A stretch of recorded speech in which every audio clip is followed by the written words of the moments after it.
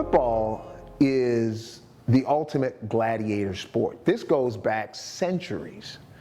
What American football has been able to do is capture what we had back in the days in Rome and this whole gladiator thing. They've captured it in the realm of legal sport where people don't die, contrary to what some people might think. And they've been able to capture that. That's the reason why this game is so exciting. It's not even, there is no other sport that is close to the National Football League in this country. And that you know, it's slowly starting to spread across the pond to other areas in Europe because there's something about the violence, the speed, the power, the combination of all this confluence of all these different things coming together. There's something about that that is particularly, you know, tantalizing to the palate of a sports fan. Think about it. If you're watching a heavyweight fight and the fighters are just jabbing and circling the ring without getting into it, after a period of time, 10, 15, 20 seconds, the crowd's gonna start going, woo! And every time there's a crunch, every time there's a crack, every time somebody puts somebody on their back, whenever that contact's made, you hear noise. That's what they paid their money.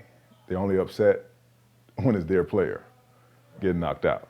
But as long as their players are doing the hitting, that's what the game is about. It's always been about that. How many concussions have you had?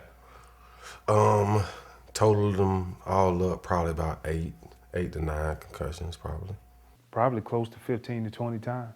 I don't think I've ever had one. I've had a few. Yeah, I had several of them. I done had at least one dinger.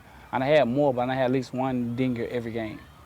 From what they didn't tell us when we were coming in, probably 20 plus, easily. Nobody knew exactly what a concussion was. You thought a concussion was when you would sleep out on the field or when somebody see your arm gets tight after getting knocked out. A concussion can be as soon as you see stars, or if you have a quick loss of memory after you take a shot to the head. A lot of times we call it ding, but you know, in the doctor's world, what we're learning now, it's a concussion. So if you think about a concussion, it's a violent shaking of the brain inside the cranial cavity. And when that happens, you can have multiple parts of the brain that might be impacted. And therefore you have neurons. We have billions of neurons within the brain. And depends on which ones are stretched that dictates the symptoms. But the hallmark symptoms are usually a headache, a blurred vision,